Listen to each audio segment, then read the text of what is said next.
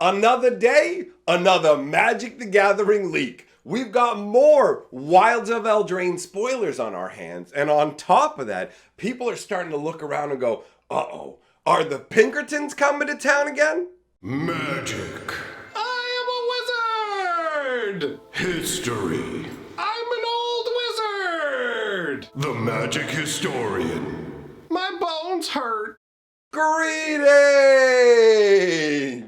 owners of fine luxury cardboard rectangles, my friends. I hope the day finds you well because we have gathered for another glorious video. Today, we're going to be looking at Wilds of ELDRAINE spoilers. You have no idea how hard it is to not say Throne of ELDRAINE. My brain keeps trying desperately to say that set's name for some reason. Regardless, today is a Wilds of ELDRAINE day, and the situation is pretty wild. People are going, wait. What happened before when stuff got released early was they sent out them Pinkertons. Is that what's going to go on this time? There was a whole bunch of comments in my comment section on the previous video. My favorite one was along the lines of, that's a ton of spoilers. A Pinkerton. And I'm like, okay, that's pretty good. That's pretty good, buddy.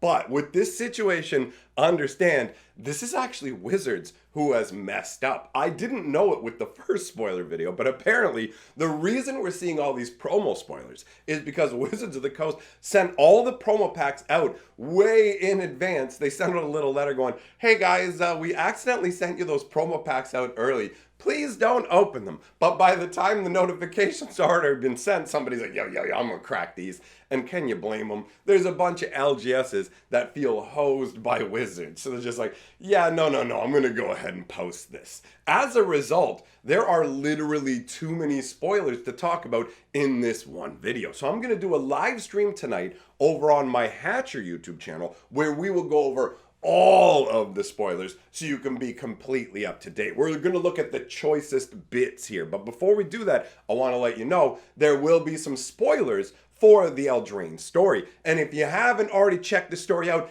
it's banger. This is so much better than recent Magic lore has been. And I've actually already got the first 3 installments of the story put out on my YouTube channel, Fantasy Geographic, which covers Magic the Gathering lore. And I'm being genuine when I say this lore is a lot more enjoyable than anything we've gotten probably since the first ELDRAINE story. And it ties nicely into that. Wizards really has stepped up the lore. So I'm saying, go check it out. I'll leave a link to the playlist of it at the end of the video. Get in on that story action. That being said, let's all get in on some spoiler action. Our first spoiler is Mega Powerhouse, and that's Beseech the Mirror. There's a reason this card is mythic. On the surface, you might not realize just how broken this card is. 3 black and 1. It's got Bargain, so you can sack an artifact, enchantment, or token as you cast this spell. Adding in token to Bargain makes it feel like you're almost always going to be able to set up a bargain, especially in this environment where this set brings a ton of token and enchantment generating cards. But what does this thing do? Search your library for a card, exile it face down, then shuffle. If the spell was bargained, you may cast the exiled card without paying its mana cost if that spell's mana value is 4 or less. Put the exiled card into your hand if it wasn't cast this way. This is incredibly strong. On the surface, it's Diabolic Tutor. Diabolic Tutor is 2 black and 2, and it lets you, at sorcery speed, go through your deck for any card and put it into your hand. This one shifts the mana cost from 2 black and 2 to 3 black and 1, and yes, that is more restrictive. It is harder to cast, but it's super easy to fix mana in Magic the Gathering. So, 3 black isn't really that big a hill to climb. And because of the way this card works, it's essentially every card in your deck that costs 4 or less. As long as you can bargain, then you are set. And you can basically turn most of your deck into a toolbox that's ready to fire off. Being able to free cast off of this is so bonkers. And the other cards we're going to look at, there's a bunch of crazy power in this set. Like, I'm not going to move to the next card yet because I just want to touch real quick on how the actual flavor of Beseech the Mirror is on point for Wilds of Eldraine. But you got to see the next card too. It's bonkers. I'm ready to move on. Regardless, you get the Wicked Witch. Tell me I'm beautiful kind of mirror action. Now, let's take a look at Sleep Cursed Fairy. This is insane. 1 blue for a 3/3 flyer with Ward 2. But here's the thing. It enters the battlefield tapped with 3 stun counters on it. And you have to pay 1 blue and 1 to untap the fairy. So how it works is every time you would normally get to untap it, then instead you go ahead and remove a stun counter. So you're going to have to pay 3 mana, or not 3 mana, sorry, 6 mana. You're going to have to pay 3 times, 6 mana in total to get rid of the stun counters, or you can just wait a few turns and the natural untap phase will eat those counters off of it. But the fact remains, this is a lot of power tacked into 1 blue, and because they've added Ward 2 onto it, it's not like you're just going to pay the mana and your opponent can easily and cheaply destroy this thing. And you only have to invest a little bit of mana into it on the first turn. It just feels like for control decks and stuff like that, yo, I'm just going to slap this out on the first turn when I really don't have that much ability to control the game with counter spells,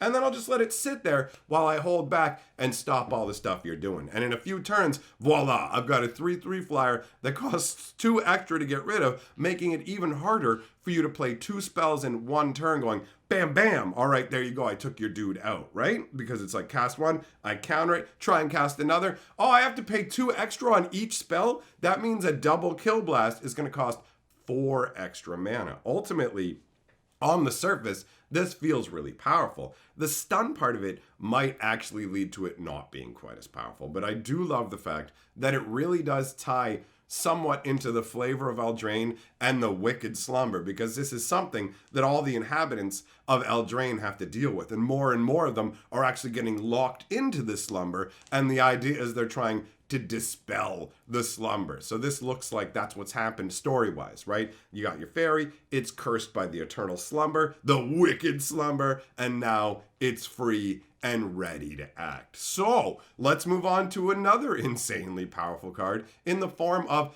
Tangled Colony, also known, if you guys haven't heard of this, as a Rat King. That's what they're called. It's when a bunch of rats down in the sewer or something like that get all twisted up and their tails get knotted together. And so they all pull in different directions and it knots them tighter together. Now, I only ever heard about this from Dennis on 30 Rock, so I always assumed it wasn't actually a thing. But looking at the artwork, my brain goes, wait a minute. This could actually be a thing. What if there were a ton of rats in a tiny environment? And what if their tails did get all garbled together? But let's put that craziness aside and talk about what the actual card is. 1 black and 1 for a 3/2. We're getting a lot of 2-mana 3/2s. The days of Grizzly Bear bodies seems to be passing us by as we move into more power territory. So 3/2, this thing can't block. You know it's got to have some sweet ability because of that, right? So it says, when Tangled Colony dies, create X 1/1 black rat creature tokens with this creature can't block, where X is the amount of damage dealt to it this turn. So it's like somebody came along and messed up the Rat King, right? And that sends all the rats scurrying loose. And it is kind of counterintuitive that the amount of damage that's done to it is the amount of rats that you get. Well, it's like the more damage that you do to this Rat King, it should theoretically mean that there are less rats for me to get, but that would make for a far less enjoyable card, right? This is a super sweet, yo, I'm going to swing with it. Do you want to block with a creature that's big enough to take it out? Oh, you're going to block with a 5/5? Thanks for 5/1/1s, pal. You know what I mean? Like, there is a lot of value packed into this card. The flavor text says, clawing for scraps and driven mad by hunger, the individual rats became a writhing mass. This works, bro. This is a fantastic way to take a bunch of non-ensorcelled creatures and make them feel like they have genuine menace. I would not want to face down this colony. And the idea of like, oh no, I freed them. Now they're going in all kinds of directions and coming at me and they're massively hungry. The idea that they're so hungry that they can't be used for defense because they're always on the offense is super, super flavorful. What do we have next? A scoundrel. A charming scoundrel, to be specific. 1 red and 1 for a 1/1 haste. When it enters the battlefield, choose one. Discard a card, then draw a card. Create a treasure token. create a wicked roll token attached to target creature you control. Now, I want to take this moment to let you guys know that when we talked about wicked rolls in the last video, I presumed that that would be the special token for ELDRAINE. Well, it turns out that there are actually going to be multiple different roll tokens that all actually do different things. So we'll talk more about that when we do the live stream later today over on Hatcher, because there's way too many cards to cover it with. But if you want to see the other roll enchantments and what they do, we'll talk about that over there. Now, on the surface of it, the Charming Scoundrel doesn't really smack you in the face with her power. You go, wait, 2 mana for a 1/1 haste. That's pretty rough. But the first ability, when you read it, your brain may go, oh, it's the old draw a card, discard a card. But it's not. It's discard a card, then draw a card. So if your hand is empty, then she's like a souped up Elvish Visionary. Elvish Visionary is 1 green and 1 for a 1/1 when it comes in play, draw a card. That's what this turns into. But you also have the ability to create a treasure token or a wicked roll token. And the wicked roll token gives +1/+1. And when that token goes to the graveyard, your opponents lose a life. So you can actually put the Charming Scoundrel out. You can put the wicked roll on her. Now all of a sudden you have a 2/2 haste. If they destroy her or the enchantment, boom, they lose a life. Plus, now you have a token that you can sacrifice for bargains. So ultimately, Charming Scoundrel brings a lot of utility that maybe instantly isn't like, whoa, she's crazy. The artwork's pretty standard, right? You just got her doing something scoundrelly, I guess. Maybe like scaling a city wall, breaking into something. I'm not 100% sure. These are like pictures somebody took with their phone, so we're not getting the crispest, most beautiful details, but that's fine. Let's move on to decadence in the form of a giant decadent dragon. Actually, a mid-sized decadent dragon. 2 red and 2 for a 4/4 dragon. Man, makes you think of the Dragon Whelp days where this mana cost would get you 2/3 with fire breathing, but if you pumped it more than 3, the poor little whelp couldn't take it and he just popped. Boop, blew up in the air. All right, so this is an adventure card. The adventure side is Expensive Taste. What a name. 1 black and 2. Exile the top 2 cards of target opponent's library face down. You may look at and play those cards for as long as they remain exiled. Now this is interesting because nowadays, almost everything we see that lets you muck about with your opponent's stuff says, yo, take their cards, you can cast your mana, you can use your mana as if it was any kind to cast it, right? But that's not what's going on with this dragon. What's the deal? I can exile these spells. How am I supposed to play them? Well, if you look at his ability, he's a 4/4 flying trampler. Whenever Decadent Dragon attacks, create a treasure token. The treasure tokens are what's going to give you the different mana colors that you need to cast the stuff you got from the adventure. And then I love the fact that it's like Expensive Taste. It feels like it's expensive because you're sitting there going, well, I can't afford this without some help. And the dragon shows up and is like, I got lots of treasure, bro. I dig it. The fact that they slap trample onto him feels pretty crazy, right? He doesn't really feel like he needs trample, but I guess they wanted to make him have impact. As a rare, he does kind of feel somewhat pushed. I like the fact that he eats cards off your opponent's deck, and I do like the whole adventures coming from different colors. That vibes with me very well. So let's take a look at another card that does the same kind of thing. 1 green and 1 for a questing druid. Ooh, it's questing beast's little buddy. So he's got Seek the Beast. Oh, nice. I didn't even realize that was the name of the spell. 1 red and 1. Exile the top 2 cards of your library. Until your next end step, you may play those cards. Bro, the symmetry. We just looked at an adventure card that did 2 off your opponent's deck and let you play them. Now we've got one that lets do 2 off of your own deck, and it has a reduced cost. I love it. I love it. I mean, a reduced cost of the adventure spell compared to the previous one, not a reduced cost on the actual cards you're playing. All right, so 1 green and 1, 1/1, and whenever you cast a spell that's white, blue, black, or red, put a +1/+1 counter on Questing Druid. Yo, it's Quirion Druid Plus! That's cool. It's even starting its name with the same letter Q. I love the overlap. If you don't know Quirion Dryad, or is it Quirion Druid? Now I'm getting it all twisted up because of this guy's name. Either way, they both start with a Q and a D. They both have the ability that when you cast spells basically that aren't green, you get a +1/+1 counter, but it doesn't count for colorless spells.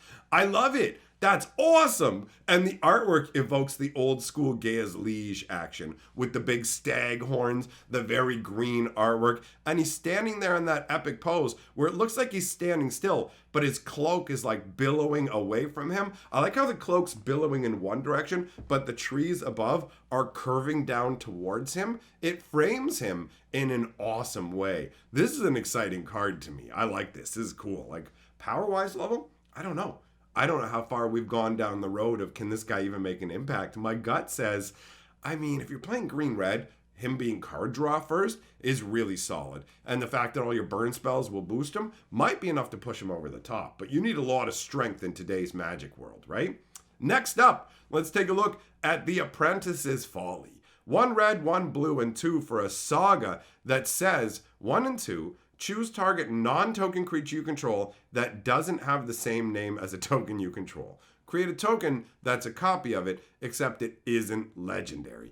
It's a reflection in addition to its other types and has haste.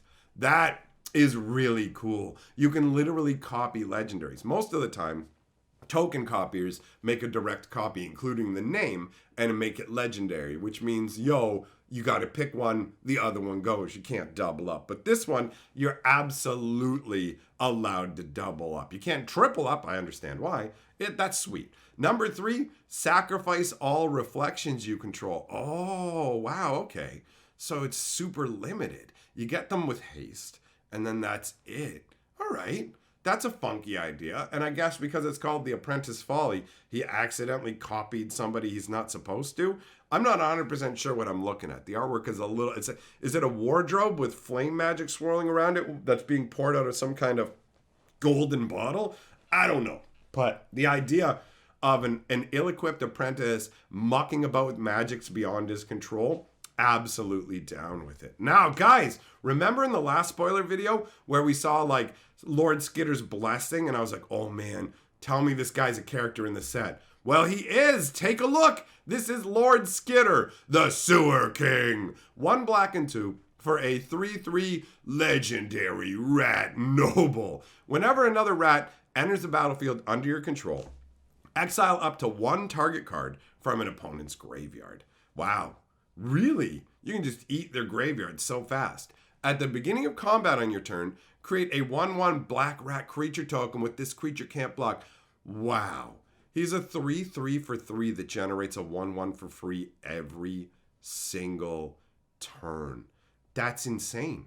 This is so bonkers. For real, it definitely gives the vibe of endless waves of rats. And I mean, look at him. Look at Lord Skitter. If you were a rat, wouldn't you follow him? He has like a giant nobleman's cloak strewn about him. And he has like this golden necklace. And in that previous artwork from the last spoiler video, it genuinely looked like he was making a deal with the Pied Piper of Hamelin, right? It didn't dawn on me at first, but that artwork was him handing a flute over to him. And you could see the rats all around it. So that makes perfect sense that that's the story that was going on. Now, remember I told you there's characters from the story in here? We've got Baluna Grand Squall. 1 red, 1 blue, 1 green for a 4/4 legendary giant noble. Seek Thrills. 1 blue, 1 red, 1 green, and 2 for an instant adventure. Mill 7 cards off your deck. Then put all cards that have an adventure from among the milled cards into your hand. Bro, you could easily get 3 or 4 cards off that if your deck is loaded with adventure. And how fun is that as a concept with Seek Thrills? Now, it's a 4/4. Wow, 3 mana for a 4/4 trampler. Permanent spells you cost that have adventure cost 1 less to cast.